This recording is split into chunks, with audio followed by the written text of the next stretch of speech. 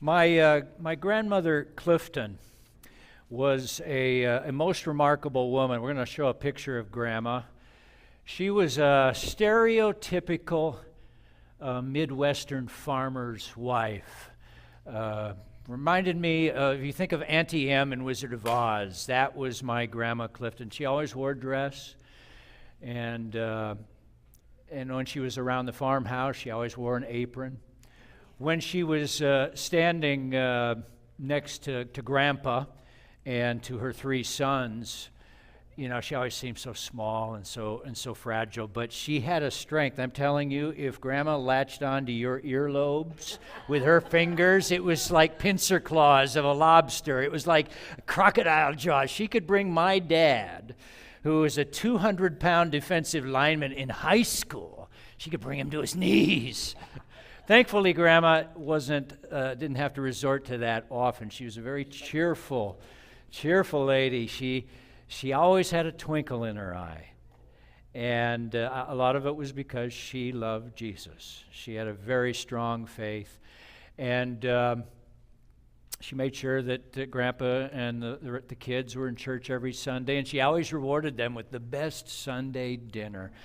We don't do Sunday dinners as much anymore in our culture, but you know what I mean when I talk about Sunday dinner at Grandma's, fried chicken or meatloaf. She made these baked beans in a pressure cooker that had some secret sauce to them that were just amazing. And then the best desserts, homemade chocolate brownies with this homemade frosting. I think they had cocaine in them. It was so, I mean, these brownies, it just was, and we'd lay around, you know, afterwards, after eating, and watch football and lay around like stuffed pigs, and it was great.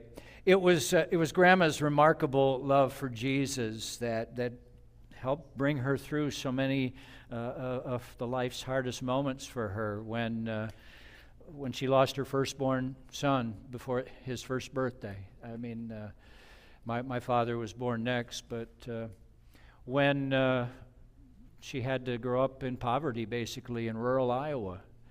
That brought a lot of distress, but she bore it well.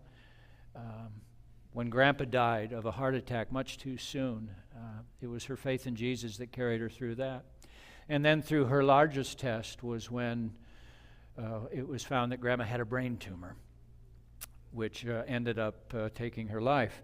It was late winter. She was in an auto accident, and she blacked out, and they took her to the hospital. And when they did the scans, that's when they found the tumor, and it was quite advanced. And I forget whether it was a chemo or surgery or whatever they did, but she lost her hair, and her head grew swollen, but it didn't work, and the cancer started to do its thing with her. But she bore it with grace and dignity, because the hope of heaven was in Grandma's heart, and she was not afraid to die. She says that she saw Jesus in her hospital room, and none of us could question her because of the calmness that just overshadowed her from that moment on. But Grandma had one mission to fulfill yet in her life before she went to be with Jesus. She wanted to be a great-grandmother, and it just so happened that I, her oldest grandson, and my young wife Janice were having our first child that September. And so it became Grandma's intention to hang on. And summer came and went, and then September came. Our delivery date came and went. Hannah, our daughter, never was in a hurry for anything. And Grandma's condition gradually worsened. She reached a point where she was confined to bed, and she didn't talk a whole lot, but again, she just bore it with this charm that Jesus gave her. She grumbled a little bit because they were always having to wake her up to give her medicine, wake her up to give her, take her temperature, wake her up to give her food, but she bore it all well. And then finally, September 27th, the little creature came out. And Hannah was born. And a week later, they don't do this anymore. You know, today we just pamper everything. But a week later, we loaded her up in her car seat, and we made the 4-hour drive to northern Iowa to see Grandma. And I'll never forget, we walked into the room. And you can show the next picture, Jennifer. And Hannah cried all weekend except for this holy, sacred moment. And Grandma opened her eyes a little bit, and they twinkled as she saw us come in. Then she had to close them again, but her arm went like this. And we laid Hannah right there in the crook of her arm, and then she brought her other hand over and blessed her first and only great-grandbaby. It was the most holy moment, most precious moment. And after a short while passed, Grandma sighed and said, "Well, I better get ready." And we all looked down and said, ready for what, Grandma?" "Oh, ready to go to sleep so you guys can all wake me up again." But we knew what she meant. And a week later, after we returned home, my dad called, and Grandma was with Jesus. You can show that's the next picture. That's me on the left. Can you believe that shaggy guy there? Yeah. Thanks, Jennifer. That's great. The great British evangelist John Wesley, who started the Methodist movement, said something interesting once about his people. He said of Christians, "Our people die well," which is an interesting tribute to the power of Christ in a person's life. But think about it. If in fact it is true what Jesus said, that I am the resurrection and the life, and those who believe in me, even if they die, yet shall they live. If that is true, then that changes everything, doesn't it? Once you grab hold of the thought of heaven, and my grandmother was exhibit A of that peace that can come on a person that enables them to face even death, the greatest foe, the Bible says, and say to death, "You have no sting. You have no power here." And this morning, I thought it would be beneficial for us and a little fun also to look through the doorway of heaven for a little bit and just have a look around.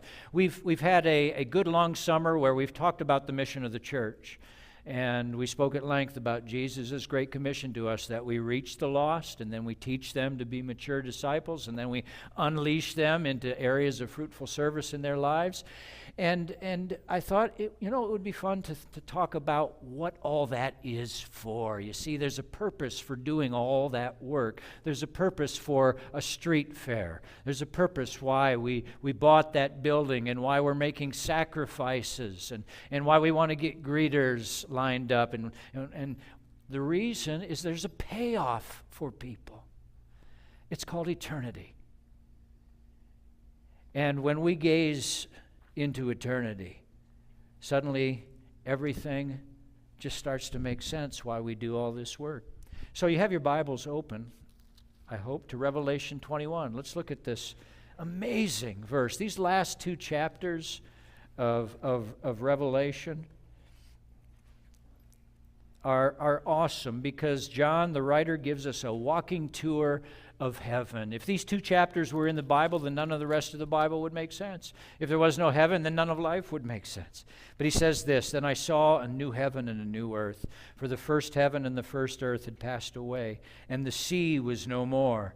And I saw the holy city, New Jerusalem, coming down out of heaven from God, prepared as a bride adorned for her husband." I want to ask three questions about heaven this morning. I want to ask, why should we think about it more often than we do? I want to ask, what's it going to be like? And I want to also ask, who's going to be there? Let's wrestle with this first question. Why should we think about heaven more than we do? Paul said in Colossians 3, we're to set our minds on things above, not on things on earth. Why is that a good habit? Well, here's one reason. Write this down in your note sheet. For starters, without eternity, life is meaningless. In the end, the meaning of this life all depends on what you make of the next life. Would you agree with that? The Apostle Paul said, "If only for this life we hope in Christ, we are of all people the most to be pitied." And that's not to say that there aren't benefits in this life in following Christ. We all know that to be true. To obey the teachings of Christ, to try to line up with what he says, that makes our lives 1,000 times better than those who ignore Christ's teachings. But still, if Jesus did not rise from the dead, and if when you and I die, like the pig said, "That's all, folks." If that's the way it is, then frankly, this is all just a cosmic joke. This is all rather meaningless. This story I've just told you of my grandmother means nothing if there is no heaven. It doesn't matter whether you die with grace and dignity, as my grandmother did, or die kicking and screaming if all you do in the end is die. Years ago, I remember watching an Andy Rooney piece on 60 Minutes. Remember Andy Rooney? Oh, yeah. He took his cameras out to some old, forgotten cemeteries that time had forgotten. No one cared for these cemeteries anymore. And now they'd been overrun by freeway systems and hemmed in by junkyards. And what Andy Rooney did is he zeroed in on the name of somebody on a tombstone that he found. And they were born in the 1800s. And Andy Rooney speculated on what that person did. What was their life like? What did they do for a job? Did they have a family? What foods did they like? And then he had his cameras gradually pull back to reveal their tombstone and their grave overrun with beer bottles and long unmowed grass and a truck going by on a highway right there. And the unspoken question of his piece, of his whole piece, was, how can our lives mean anything if this is what it all comes down to? He was actually echoing King Solomon in his piece. King Solomon, if you remember his story, started well, but then he wigged out, and he tried to do without God for a long stretch of his life. Tried to see if he could find happiness without God. And he journaled about what he discovered in a book in the Bible called Ecclesiastes. And do you know what he concluded? He concluded that when we try to live our lives without God, when we don't factor in eternity, guess what life is?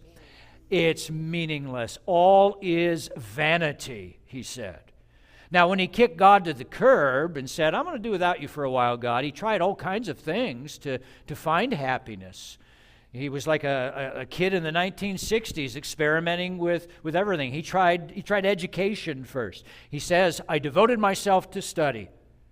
And after he had amassed all kinds of degrees after his name, and if he lived today, he would have amassed a lot of student debt to acquire those degrees. You know what he concluded? He concluded, this is a chasing after the wind. And then he tried pleasure. He said, I denied myself nothing my eyes desired. I refused my heart no pleasure. If it felt good, he did it. And guess what he discovered? Same thing, chasing after the wind. Then he tried the path of work. He became the Elon Musk of his age, working 60, 70-hour weeks. He said, I undertook great projects. I built houses for myself and planted vineyards. I made gardens and parks and reservoirs. And guess what? Worked for a while, but in the end left him empty and bitter. He tried materialism. I amassed silver and gold. Nope, didn't work. And when everything was said and done at the very end of Ecclesiastes, here's how Solomon concludes. He says, this is the end of the matter. All has been heard. Fear God and keep his commandments, for this is the whole duty of man. We have to think about heaven more than we usually do, because without eternity, life is meaningless. And here's a second reason. If we think about heaven more often, it will remind us that no matter how hard life gets, God is in control. It's easy to forget that sometimes, isn't it? Janice and Hannah and I were at the movies a week or so ago, and during the previews, all of a sudden the sound went out. And then the projection got fuzzy. And after about a minute of this, guess what everybody starts to do? You ever been to the theaters when that happens? Everybody looks back at the projection booth. I don't even know if they have people in there anymore. And then people start calling out, hey, is anybody up there? It's the same way in life, isn't it? With people, sometimes, most of the time, in fact, life works well. Life is filled with joys and pleasures and richness. It's great, but invariably come the times when life gets off track. Suddenly there's no sound, something doesn't work, and what do? We look up. Hey!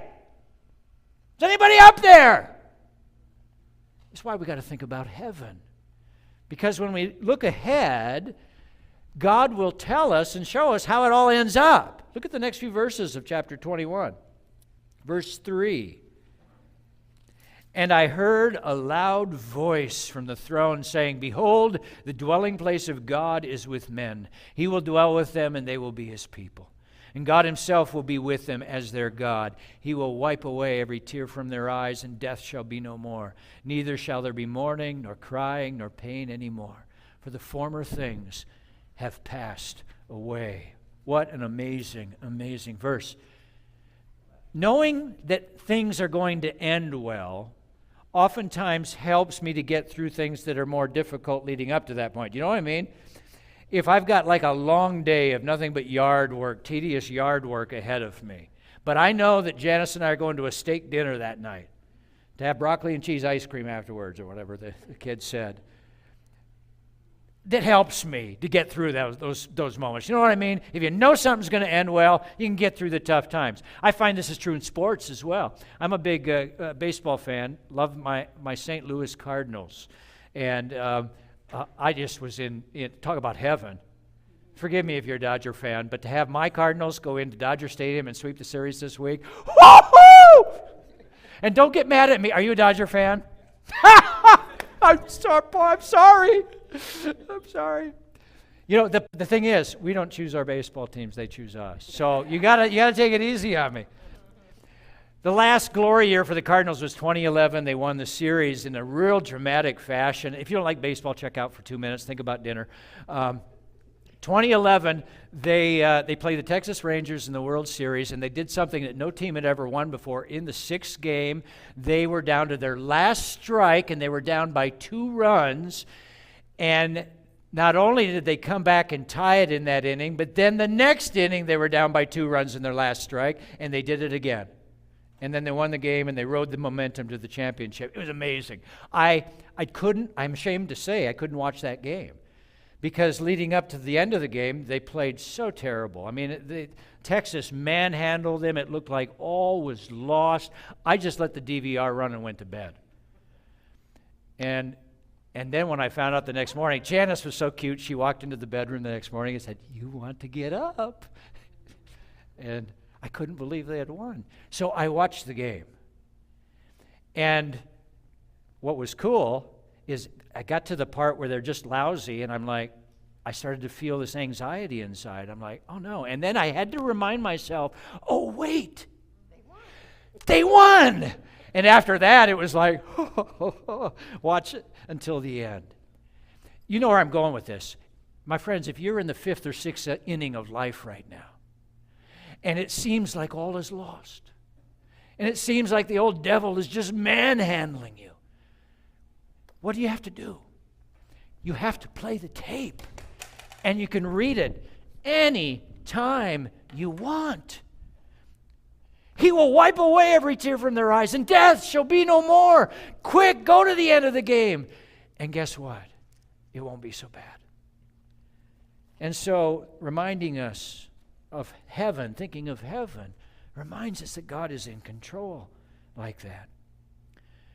God wins in the end, and guess what? We get to win with him. Now, what will heaven look like? Let's go on to the next question. When I think of this question, what's heaven going to be like? I think of 2 words often. I think of beauty, and I think of joy. You ask some people what they think heaven will be like, or you look at a typical Hollywood movie about heaven, and what's it usually like? For starters, it's cloudy and murky and gray. And then everyone's running around, the angels with heavy harps slung over their shoulders, listening to organ music, and it's usually bad organ music, and they're wearing pajamas. Honestly, does a movie that Hollywood puts out about heaven make you want to go there? No. And it drives me nuts, as though the God who created rivers and mountains and oceans and sunsets and rainbows can't do any better than this. I like to think of heaven and the new earth to come, and we'll probably live on the new earth. It's not like we'll be living on clouds. I like to think of this earth as God's test run, where he's just kind of checking out what it's going to be like. It's like Michelangelo coming down from the Sistine Chapel after finishing and going, well, that's what I could do with my fingers. Now let me pick up some brushes. The beauty of heaven is impossible for us to grapple with. This passage will go on to say, and it's almost a cliche, and we sang about it in one of the songs, that heaven will be filled with streets of And honestly, that doesn't move most of us these days because we've heard it so many times. But think about what that is saying. Streets of gold and gates of pearl. I've sealed my driveway a couple times over the years with fresh tar, and that alone gives me a religious experience. When I stand back and look at all that shiny black gunk, I'm like, oh! Can you imagine gold? Streets and streets of gold and gates of every jewel under heaven, and this beautiful river that flows through the heart of the city with groves of the most beautiful trees in fruit every month of the year, always in bloom. Can you imagine the beauty of it? My friends. There's a great scene in the Lord of the Rings movie. How many of you watched the Lord of the Rings trilogy? The last movie, Return of the King, one of my favorite scenes was where the armies of the evil Sauron are about to burst through Minas Tirith and break through, and the little hobbit Pippin is there with the good and wise Gandalf, and Pippin looks over at Gandalf and says, "I didn't think it would end like this." And Gandalf looks surprised, and he says, "End? This isn't the end." And he goes on to describe for him the glory that is waiting them after death. I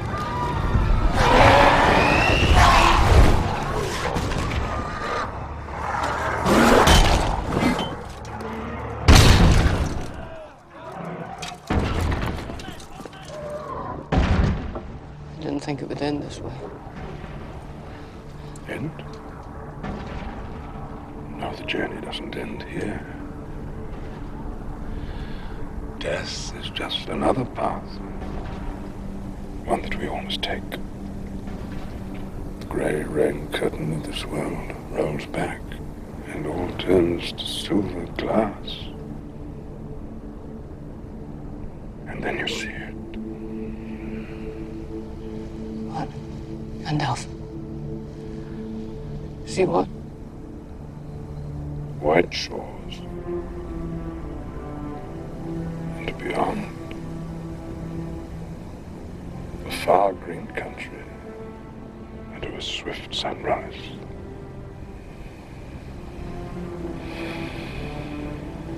No. That isn't so bad. No. No, it isn't. That's why we have to think of the beauty of heaven. When the ugliness of this life gets too oppressive, remind yourself of what is coming. Beauty and then joy. I always think of joy when I think of heaven. The Bible is filled with verses that talk about joy in the context of the life to come. Jesus said that he will greet people on that first day. He will greet his saints with the words, "Enter into the joy of your master." Imagine that. Enter into the very joy of God, like plunging in the most refreshing, beautiful lake you've ever dived into. Enter into the joy of God. And one picture the Bible always gives of heaven, which symbolizes for me the joy that we're going to experience there, is food. The Bible always mentions in the context of heaven, food. We're going to sit around a wedding feast table, a banquet feast table with Jesus on that day. What we're going to do, just sit there and play Uno? No, we're going to eat. Jesus said to his disciples at the Last Supper, they're having wine and the Passover meal, and Jesus says, "I will not drink from the cup of the vine again until I drink it with you afresh in the kingdom of God." That means many, many different things, but one of the things I see in that verse, besides the fact that, yes, we'll eat, is Jesus, think of this, is postponing pleasure that he could experience right now. But he's holding off. He's waiting. Because who is he waiting for? Us. I'm not going to drink of this again until we're all together around that table. And we are going to eat food, glorious food. I mean, think of the best thing that you've ever tasted in this life. Right now, peaches are in season. Oh, there is nothing like a ripe peach. Oh, and this past week, I made peach crisp. And I was slicing up peaches and putting them in everything. I was putting them in my breakfast cereal and my macaroni and cheese and my tuna fish sandwich. Well, no, I didn't do that. But do you know what I mean? There is nothing like, can you just taste it? And actually, I say this about every fruit when it's the season. I'll say this a month from now. You remind me when apples come in. But think of the best bite of food you've ever taken. We were eating at the wool growers the other with George and Christy and their family, and it was great. And they had this wonderful prime rib. And I think Glow asked, will there be prime rib in heaven? And I said, well, I don't think there'll be the killing of animals, but you know what that means? What?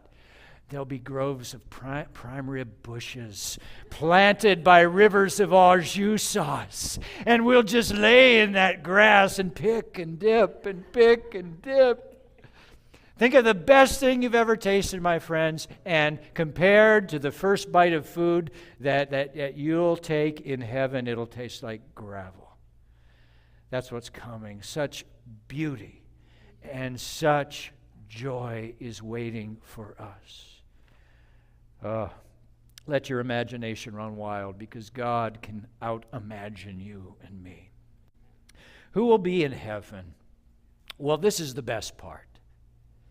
Everything we've said up till now is just window dressing, honestly, compared to this. Heaven will be full of life and full of people.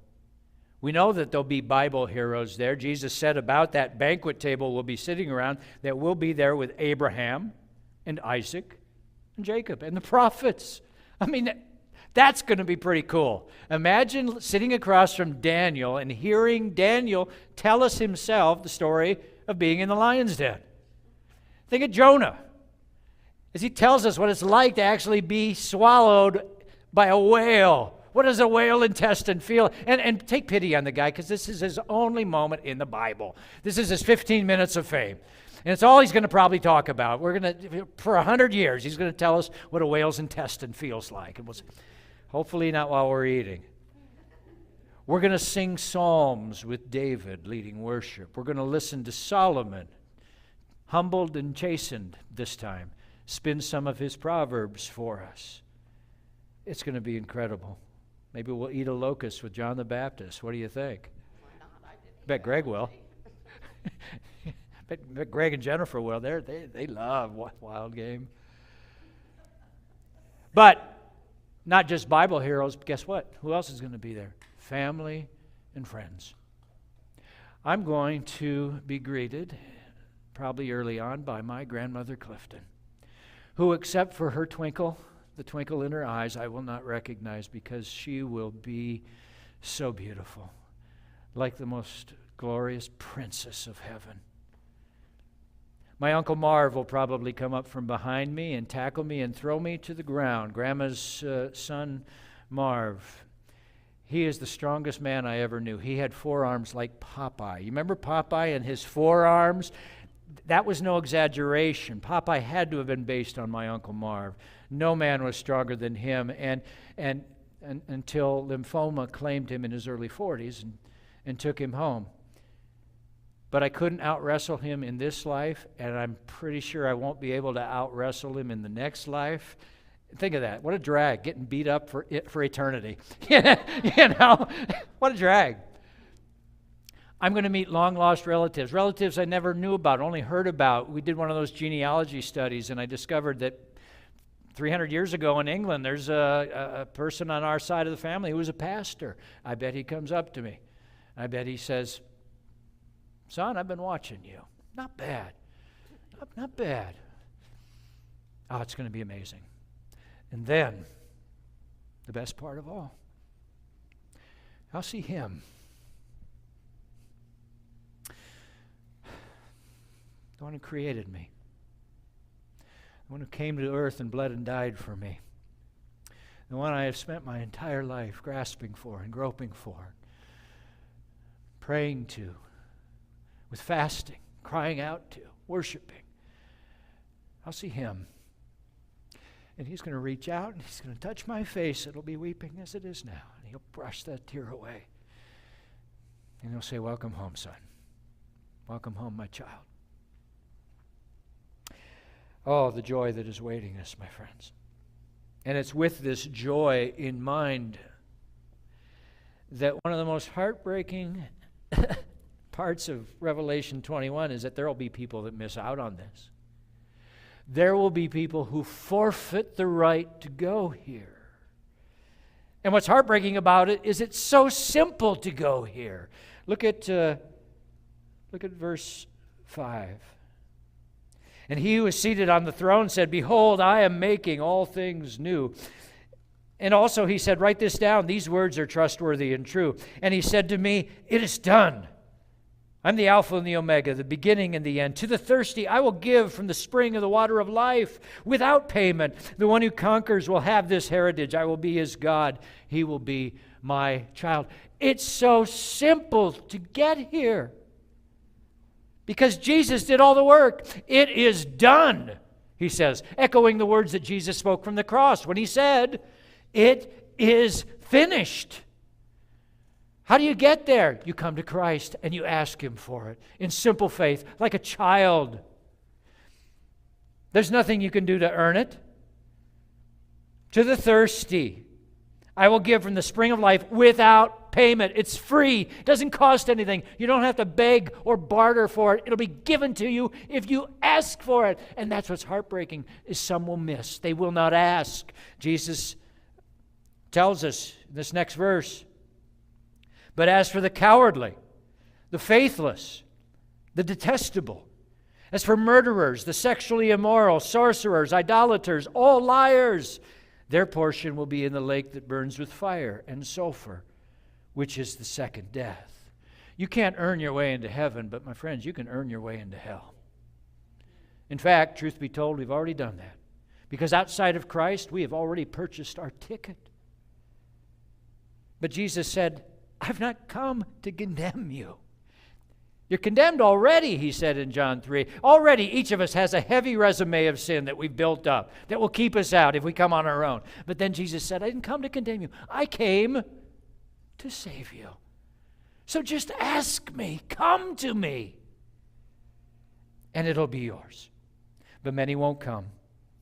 And if you won't come to Jesus, then what's the alternative? Well, the alternative is your sin will have you. Your sin will define you. This passage says there will be people that will be defined by their sin of fear that they overcame. They'll be known as cowards. There'll be people that will be defined by the sin of lust. They can be known as the sexually immoral. You either give your sin over to Christ, or you let it define you, and worse yet, you'll let your sin separate you from the God who made you for all eternity. It's the second death. Why won't they come? For some, I think it's because it is too easy. I think a lot of people in their pride are offended at the thought that there's nothing they can do to contribute to this. They don't want to humble themselves like a child. They're too full of themselves. And to people like that, you know what I think Jesus would say? I think Jesus would say to them, "Tough! Tough! Get over yourself and come to me and receive the forgiveness that I'm offering you, and you can enter." For some, I think it's too easy. And you know, it's interesting what else the Bible says. Some won't come because they're too busy. Jesus told a parable once of a king who threw a banquet for his people, and then he sent out his servants to invite people to come to the banquet. And a number of them started giving excuses. One of them said, "Oh, well, I just bought some fields. I got to go look at them." Another guy said, "Oh, just bought 2 oxen. I got to go test them out." Another person said, "I just got married. Check in a year." Wow. People will forfeit eternity because they can't be bothered with it. There's more to do on a Sunday than get up early and go to church. There's more books to read than just the Bible. And who's to blame for this? If someone forfeits eternity, who's to blame for it? Is God to blame for it? Outside of forcing them to accept his invitation, which he will not do, what's God to do? He's already sent out So many invitations for people to come. He's proven his existence through creation. There is the biggest invite, right there. He's revealed himself through the Bible. He's revealed himself perfectly through Jesus Christ, who came to teach us how to live rightly. He died to give us the power to live rightly, and he rose to give us the reason to give rightly. God has revealed himself through his messengers. He's going to reveal himself to Los Banos by a booth that is out on the road in a couple weeks, where we'll be inviting people, hey, come and see, check it out. What's God to do? Who's to blame for this? My friend, don't let this happen to you. Here's what I want you to hear this morning. You were created for more than this life. You were created for more than the earth. Each one of you were created for eternity. You were created to know and to love the God who made you. And he became human in Jesus Christ, and he died on that cross for you because he loves you and knows you by name. And now his hands are open wide to you. And he's saying, my child, come. Let me journey with you the rest of the way. And I'll get you safely home. All this, and heaven too. But all you have to do is ask.